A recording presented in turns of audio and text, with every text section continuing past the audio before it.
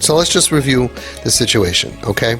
So this kid brings home friends, make a lot of noise, they're not neat, they don't respect anybody else. Kids like this can walk around without their clothing on, I don't know if you noticed, without their shirts on, really, right? They just like, and it's like, where were you raised? It's like you want to pull your hair out because you kept your shirt on when you were 7, 8, 9, 10, 11, 12, 13, 14, whatever, and all of a sudden now you're like, where were you raised? Didn't you always see me with a shirt on?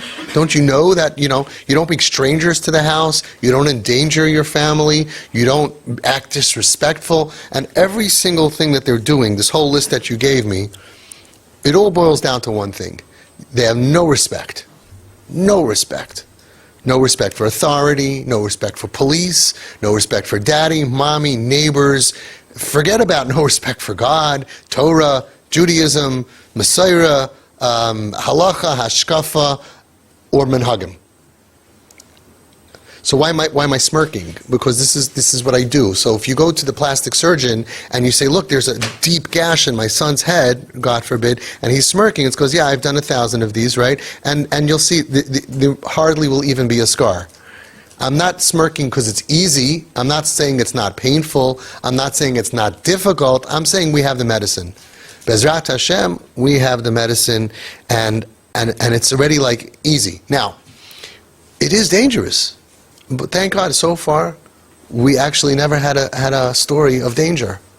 Means that we never had, God forbid, anything bad. We have to protect the other children in the house. There are some safeguarding that we have to do, and it is every second. Al chayenu hamasurim biyadecha. It's dangerous. Yeah, but we never had a danger. We don't have one story of, God forbid, that parents came in here and they said that these other kids actually did all the things that we're worried about. We've had situations that were scary. Strangers coming into your house, you can't leave your girls upstairs in the bedroom. So we have to definitely defend them. But we have to realize that we also don't want to lose the patient. Of course we want what's best for the other kids, no question. No question. But we also don't want to lose this patient. So most people, when they hear this, when they hear this, what you just told me, 99% of the world will tell you, beautiful logic. I'm going to tell you how it goes, because some people think I don't know what it is. Some people think I don't know how to be normal. Let me tell you how to be normal. This is normal. This child needs boundaries. He's craving boundaries. Don't you understand? Everything he's doing is because he's craving for you to be a father and a mother. What are you, a shmata? What kind of people are you? How do you even raise a family like this? You tell your child that we expect, ding, ding, ding, ding, ding, ding, expectations. We expect you to behave in a normal way. Obviously, in the last 20 years, you have not been listening, so you have no idea what normal is. Maybe we didn't train you well, or maybe you have amnesia, so we will remind you. We've actually written up a list. You will this, and this, and this, and this, and this, and this, and this, and this, and this, and this. You know what this earns you? Free rent, food, loving parents, family. This is going to be a home. You are going to have a home. But if you can't do this, that is expected from every human being in the entire world since Adam and Chava. Actually, they also went around without a shirt for a while, but that's a different story, okay? Everybody gets this, right? Then guess what? You don't deserve a home. We're not kicking you out of our house. You know how many parents told me, my kid's not living at home, he's homeless and going couch to couch, doing drugs, selling their body to survive, and all kinds of other stuff that these boys and girls have to do. But I didn't kick him out of the house. I just said a house is not something that you get for free. A house is not something you automatically get. We are willing to have you part of our family if you don't act like Godzilla. That's all. Is that too much to ask for? Kid gets up, 5 o'clock in the afternoon, comes downstairs in their underwear, opening in closets and banging stuff. There's no food here. Well, excuse me. What is this, room service? We actually had a lot of food here. We fed 12 other kids. You know when we fed them? During breakfast time, which you slept through. We also had another course called lunch, which you slept through too. Unfortunately, we don't have a course now at whenever you decide to get up a clock. Okay? we don't have that course, and you will wait for the next course. We happen to have some nice fruit in the fridge. Make yourself at home. And boom, attitude and attitude and attitude and attitude and cursing and anger, right? And then the kid who feels like, "Urgh, yes, I know your kids." All of a sudden he goes over to this poor little 3-year-old, 4-year-old kid, minding her own business, reading on the couch, looking at the little things, grabs the book out, rips it out of her hands, cuts her hands, she's bleeding, "Wah!" Screaming, goes down to the other room. This kid has been working for the last 2 hours. The 6-year-old is building a castle with blocks and stuff like that, and one kick, boom, all over the house. What do you do? What do you do? You lost the right to have a house. If you, listen, you have total bechira. Every person has bechira. You're a regular person. You have choice. You just act like you used to act, and there's no problem. Just act like your brothers and sisters do. If you're not sure what to do, just follow them. When they go to sleep, you go to sleep. No, but you're smarter. You're going to stay out all night till 6 o'clock in the morning because that's a great plan on being successful, and you're going to smoke weed and do all kinds of stuff and break into cars.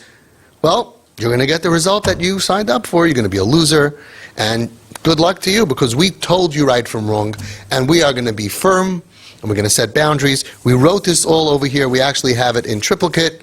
We already signed. It's notarized. Signed that you agree to the rules of the house.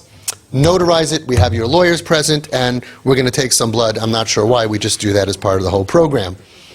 And the kid is going to go ahead and look at it. He's going to sign. Okay. Not too hard to act like a mensch. Even goyim know how to act like this. Even hoodlums, right? What are we asking for? Respect the house. Now what if it happens, it's shocking, that a couple of minutes later, he breaks the Gimel Averis Chamuras Bevas Achas.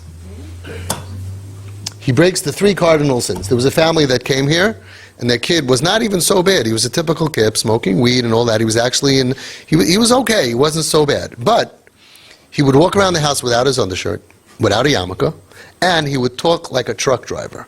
You're talking about every single sentence had the F word, which is very unique, because it was part of the compliments. This is effing good. And it's part of the this is effing bad. Everything has the F word in it. It's very, very versatile word. Right? It was every compliment and everything that went well and everything that went bad. Everything was the F word. Now, very from yeshivish family, raising a bunch of other kids. Not so good for them to hear this, because a kid can go to first grade or nursery and can tell the teacher, "I need to go to the effing bathroom." Because he doesn't know that it's a bad word, because every time Shlomi says, whatever, everybody says it's okay. So this was a chinuch problem, a disaster. The 3-year-old said, "I don't want, after his upsharon, I don't want a yarmulke. Shlomi doesn't need to wear a yarmulke. Why do I need to wear a yarmulke?" Chinuch disaster. All of a sudden the 5-year-old is coming down after his bath upstairs without his undershirt. Shlomi doesn't wear an undershirt. So you have tar b'sra b'seich beisai. It's worse than Gaigu Magug. What are you supposed to do? You teach your kids, you teach your kids, you teach your kids, and all of a sudden they see this guy living in there that we're hugging, right? And he's part of the family. Terrible example. And not only that, he would provoke them. He would provoke them. He would tell Shlomi, he would tell little Maishi after the bath, he says, "I'm so hot." He goes, "So take off your undershirt." Like I do. Horrible. And then what about the fact that there are these devices all over that are blinking and blinking that the other kids don't have? And the teenagers there are pretty interested. They're like, looking over. No, I wasn't looking. What does he have over there?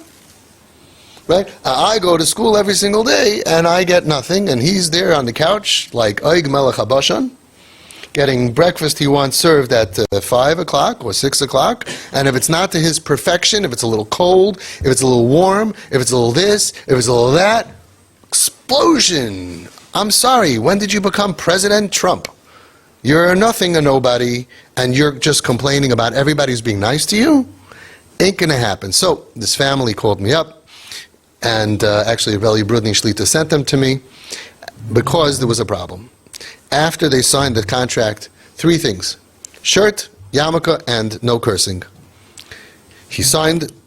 They thought You know what happens after you sign the contract. The parents, like after a good deal, you sign a good deal, they go home, they fold it. They relax. It's done. We had a problem. It's solved. Why? He signed a contract. What could possibly go wrong? What can go wrong? He signed a contract. I mean, and all of a sudden, Gimel Averis Chamuris B'Vasachas, the kid comes down without his yarmulke, without his undershirt, and says, beep, beep, beep, beep, beep, beep, beep, beep, beep, beep. So now what? They told him, I'm sorry, you lost your right to live in a house. For the sake, of all the other children, and for our sanity, we go to sleep at night, and you can't blast music at night. And you can't walk around and behave this way. And you can't bring your friends into the house and smoke weed and get the whole house smelling of weed. And then their friends don't want to come over. Their friends don't want to come over because the house smells like weed. Hello? This is not the way we raised our house. This is not the way we behave. So, you understand that I understand you? Good. But now this kid is homeless.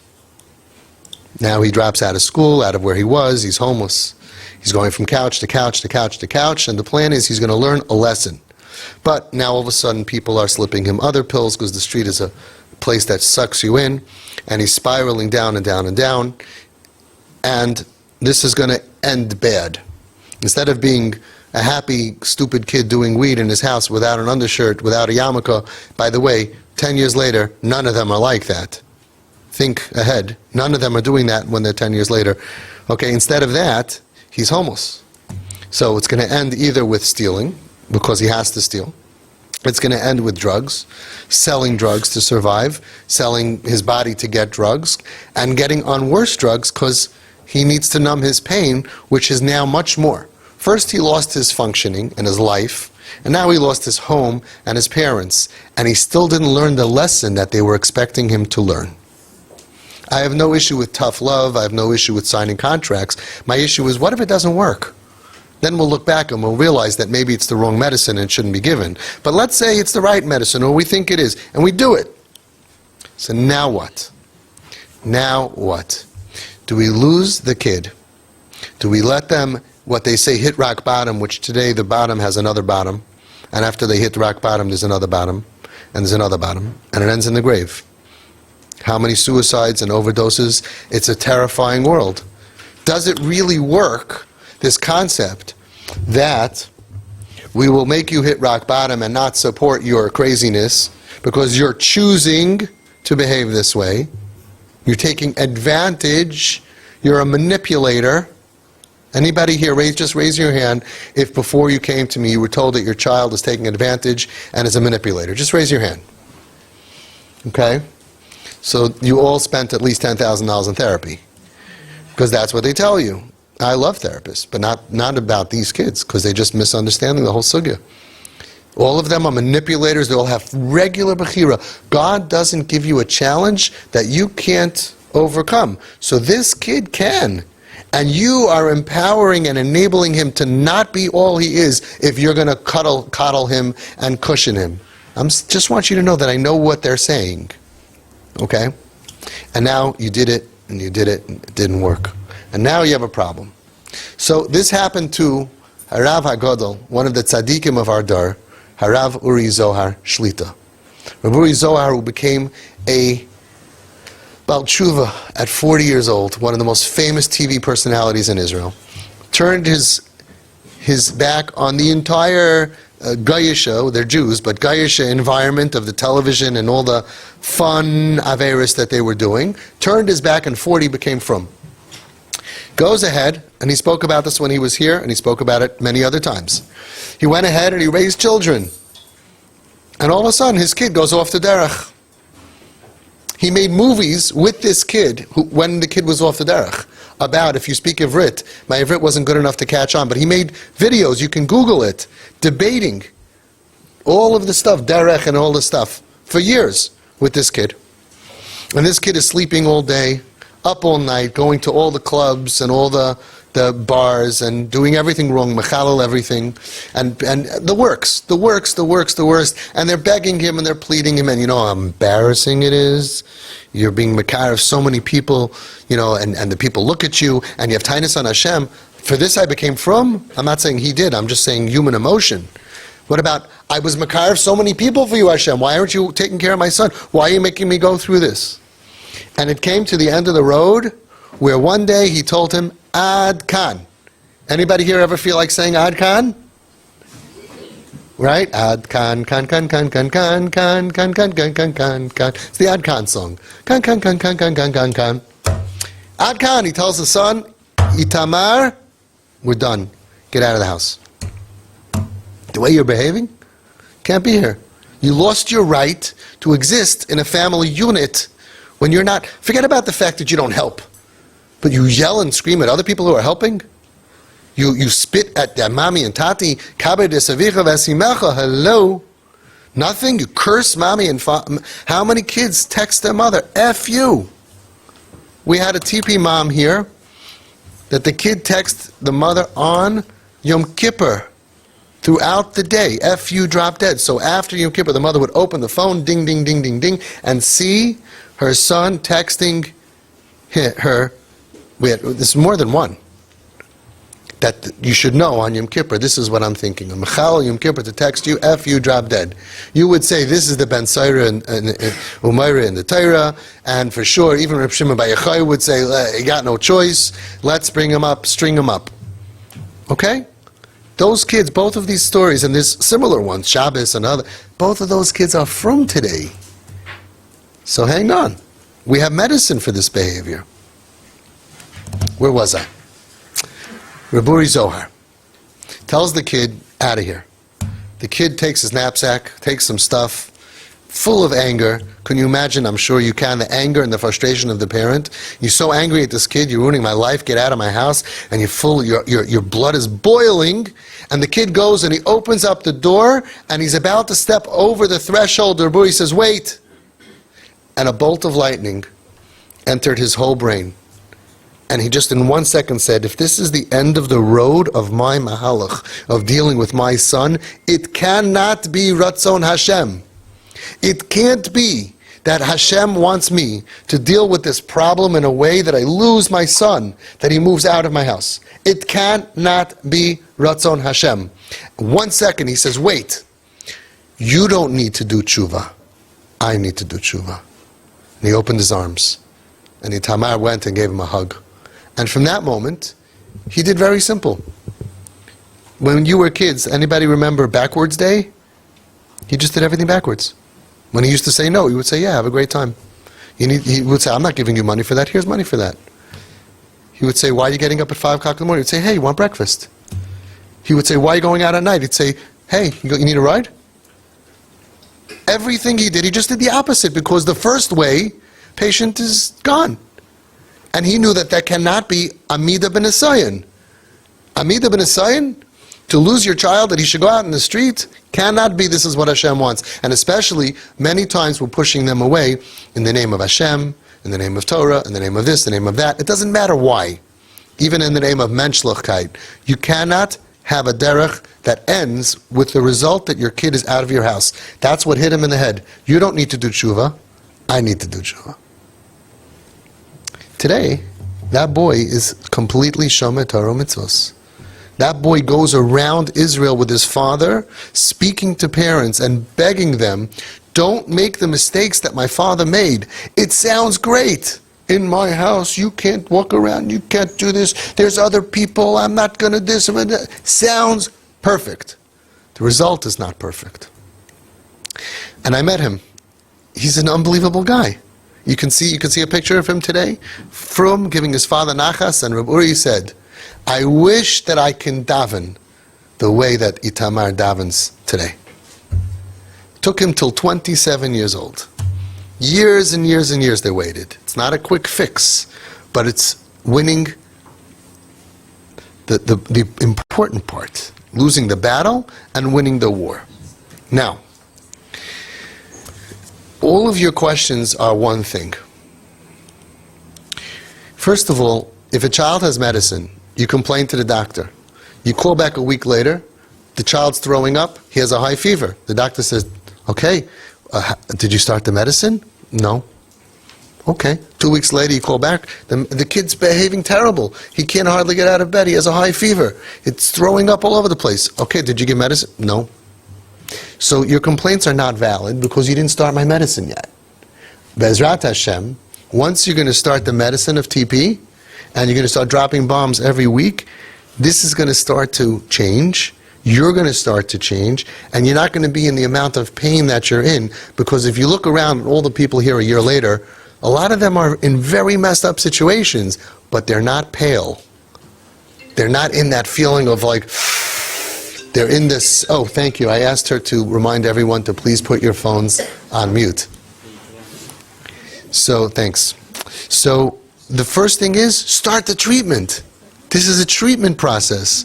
To go back to what you were doing until now and say, you can't come into my house and I can't get, that's what you did without me. It's so much easier. You don't need to read a book on that and listen to all the videos. You don't need to come to group every week. It's natural. Just say and do whatever you feel is right at that moment. The problem is, where does it lead? Right? So this family that I wanted you to meet after group, they had this kid who burned their shed down, but he's today, the mamish, they love this kid to the moon. The yummiest, sweetest, nicest kid. He wouldn't do anything. So they went through, I don't remember, it was 2 years, 3 years. Nobody's going through this longer than that. Even if the kid's not better, that you will not feel the anxiety and the pain that you feel today. Why? Because right now, nobody told you all these years that really, what really makes a difference in the future of these kids is your relationship. The therapy world missed the boat. They're willing for you to sacrifice your relationship because the kid needs rules, boundaries, consequences. But at the end of the day, now they're realizing, all the chachamim, they're writing letters, and all of a sudden all the psychiatrists are going to come up with saying, and they're already doing it. The most important thing is relationship. Good morning, America. So how come every step of the way was your advice something that made the relationship weak? Anything you want to do, even if I don't agree with it, but that doesn't sacrifice your relationship, okay. But to sacrifice the only thing that really matters, the only thing, in my opinion, in my experience, the only thing that matters, whether in 10 years and in 20 years from now, you're going to have a kid, alive, Bezrat Hashem, healthy, Bezrat Hashem, functioning, Bezrat Hashem, and also religious, that whole path, the only thing that matters is your relationship. You could be the dumbest guy. You could be, I think that's why I'm so good at this, because I'm dumb. I'm not so smart. I'm dumb.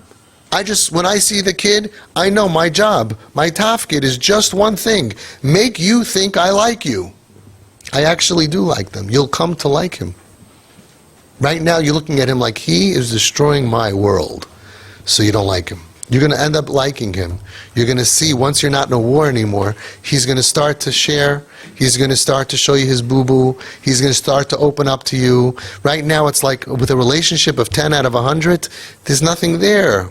It's like, ugh, let him move away. I don't wish him bad. I just wish he moves to a different continent and write me a letter once every 10 years. That's all. I'll send you $10 a year too. You know what? I'll send you much more if you leave. But stay in my house and make me miserable, I can't. But once your relationship is 50, 60, 70, all of this changes. That's the medicine. You can go to somebody and say, behave normal. It's not going to work. But we can get them to behave normal. Because if you look at the parents who have done this, after some time, all of a sudden, the kids are starting to wear magically. They're starting to wear clothing.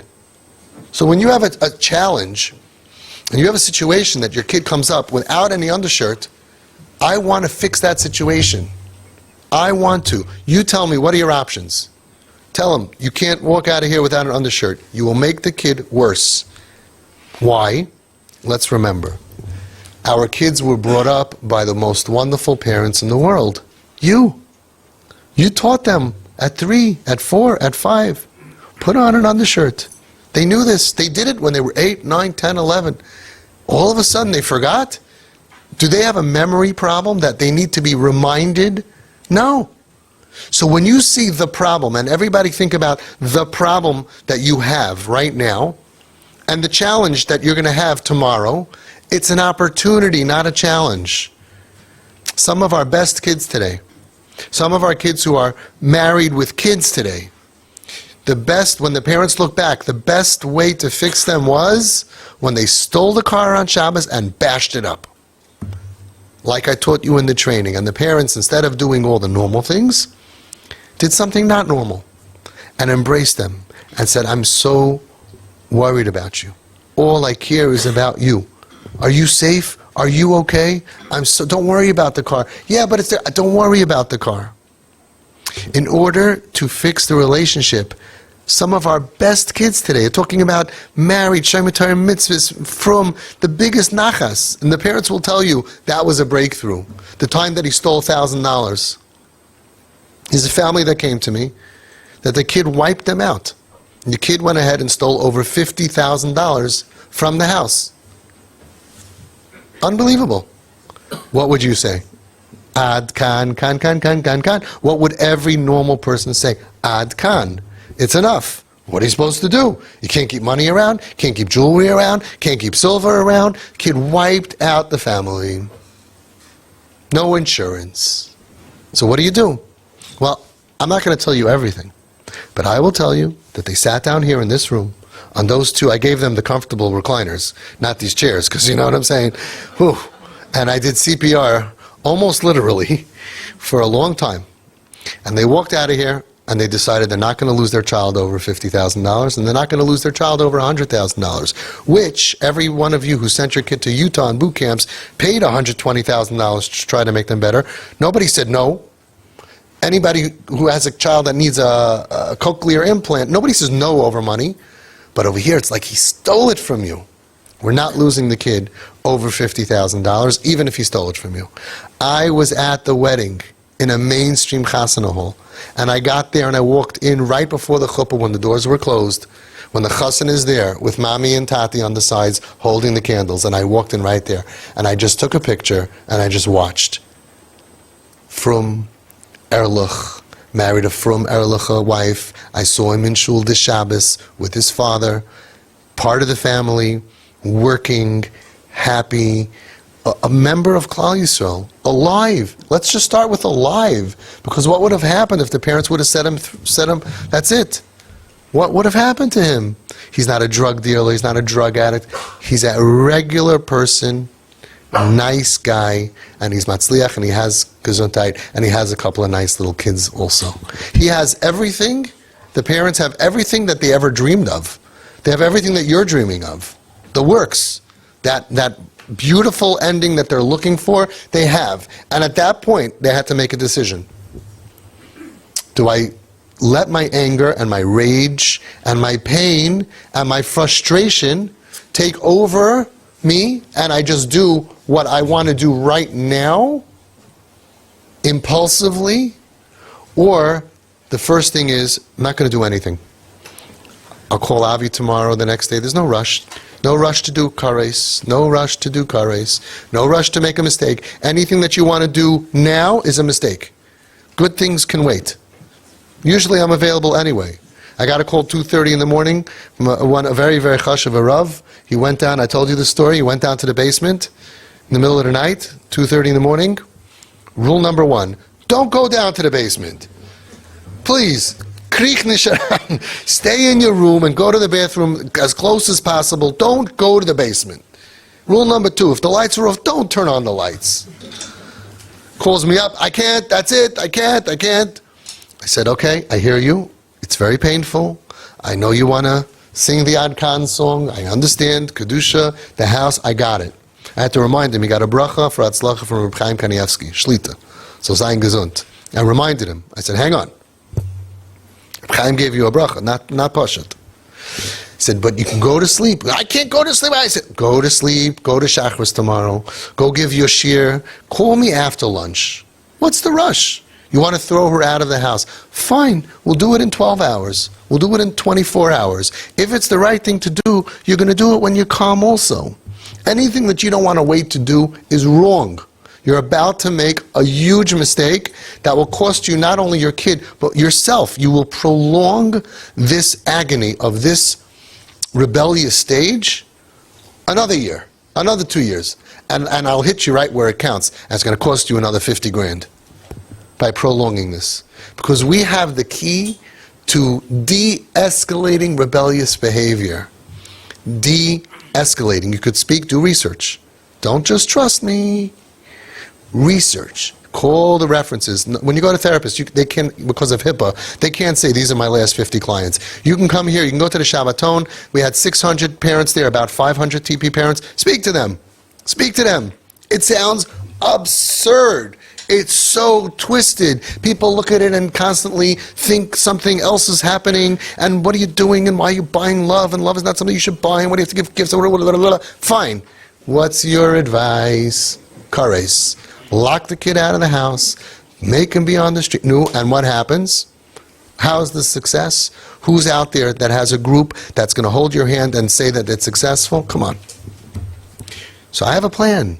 I have a plan. And the plan works to de-escalate the rebellion. And the plan is cuckoo. And the plan is nuts. And it's counterintuitive. But it works. You're going to ask those people that I told you to meet up with, and everybody else. You could put it on the... Did anybody have any rebellious kids on the chat? Right? You're going to get like, yes. There's 250 people on the chat. This is all I deal with. Did anybody have kids that don't respect house rules on the chat? Yes. Did anybody have kids who walk around the house without their undershirts? Yes. Did anybody have kids that bring strangers into the house and the other kids are at risk and we have to protect them? Yes. You're in the right room. Al tefached. Do not be scared. The medicine is cuckoo crazy. So far, I want to tell you, I never lost a kid to suicide or any of the stuff. Bli ein har. We had, unfortunately, I always say, one kid that we lost because of wasn't even overdose, but whatever. Still a very low percentage-wise, but very close to my heart, as you all know. We never lost anybody else. But I'll tell you something else. I never lost a parent. Because you look like you're going to have a heart attack. I never lost a parent. You will survive, you will thrive, and you will realize that the house is totally different. And this kid who did all the things lahachas, he's not doing it on purpose. He's not doing it to get anybody angry. It happens over and over again. You're going to end up with a dysfunctional kid. He has friends. He has friends. His friends are not the friends that you want him to have. He's not the kid you want him to have. And he's attracting the friends that you don't want. You want to protect your kids, you want to protect your house, there's one way to do it. Two ways of doing it. One way is you get a Smith & Wesson rifle. You stand out front, you start shooting, and then, you protect your house. The other way is you befriend everyone. You become the party house. You make barbecues at night. You give them good steak. You stay up at night and you give them beer. And they destroy your property 100%. Ask everyone who did it a year later, 2 years later. You did it. How many kids did you have in your house? To start, 20, sleeping on the floor. He sent me a picture in the middle of the night. There's limbs everywhere.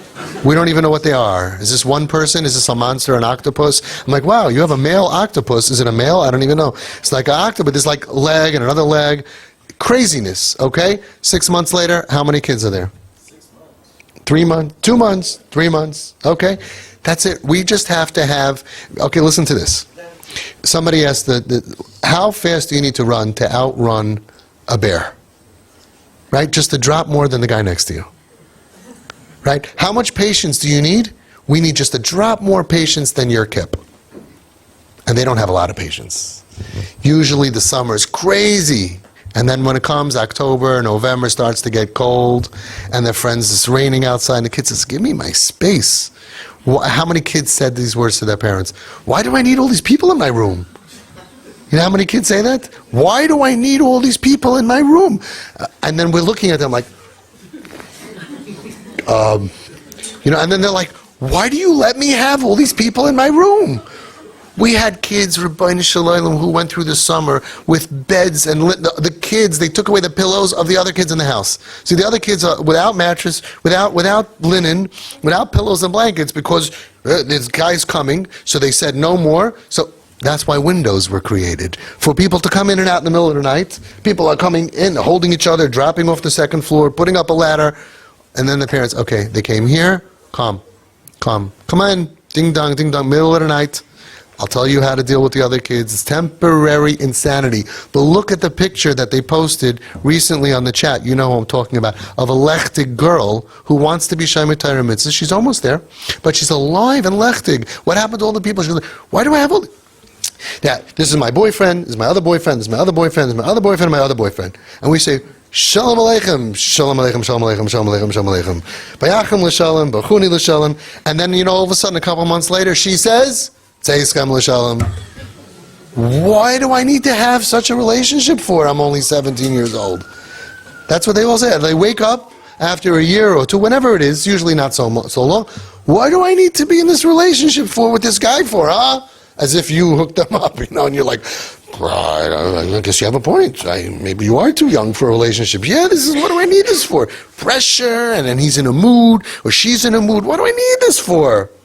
Okay, listen, if you don't want to have him over, we will get you through this. This is called temporary insanity. Kids go crazy, berserk, because I believe it's because of pain in their brain. I believe it's trauma. But you know what? Let's put that on the side. That's a whole different schmooze. Bottom line, all the people out there in the world will look at the situation and give comments, but they never helped anybody. If you want to figure out the way out, so ask around. De-escalate the situation. How? You're going to party with them. You're going to hug each one. That's how you protect your other kids. They're going to come in like this, and you say, hey, how you doing? Big hug. Any friend of Maishi is a friend of mine. Any friend of Khani is a friend of mine. When the girls, especially the girls that have boyfriends, they're in danger.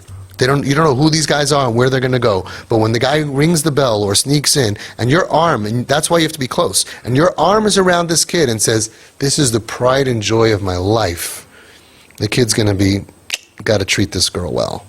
You could always slip in something, say, I don't mind going back to jail to save her. Right? I don't mind another 10 years in the penitentiary. She is the love of my life. You know what I would do for her? Oh, Dad. No, I would kill for her. Have a wonderful date. I'll be waiting. They have to know that your child and their friends need to know that this kid is not Hefker. Because if they know, these parents don't care about me, parents don't care about her, they come back, they don't come back, doesn't matter, then it changes. When you do the one thing that you can do, you'll notice that the more you do this, all the problems go down. And that is one thing, raising your NKN, your nafshik shura b'nafshay. When you raise your relationship to 70, 80, 90, all these problems are going to go down. Now, there's a gray area until. So get started. Get him everything that you can think of that is going to blow his little mind and his friend's mind to think that you are the most amazing parents in the world. And watch what happens. That means that every cuckoo friend, unfortunately some friends that they have, it's very difficult. You embrace them and you hug them because this is my child's friend. When you reject their friends, they feel that you're rejecting me because this is my friend. And you think he's so bad, I'm even worse than him. You think if he's bad, means that I'm bad, you can't reject their friends. It doesn't work. So you're forced, in order to save your child, to become, now this is scary, nice. You're forced to just be a nice person and go bend over backwards to just be there for all of these other kippalach, all these neshamas that are floating around town, that are lost and confused. And you'll see, like with the kids that you took in, and so many of you that have homes that have nurtured these kids for a year or two. They weren't even their own kids, but they're their kids' friends, and they ended up like you did. You're going to have tremendous nachas from all of them. You're going to get invited to their weddings. You're going to see them have children because they will make it with our support. And they're going to look back at you and they're going to apologize. I'm so sorry, Mrs. Goldstein Bladfeldman. I can't believe I walked around your house like that at 3 o'clock in the morning without my shirt on. I can't believe I used to steal money from you. I can't believe. I worked with these kids when they were on the bottom of the world.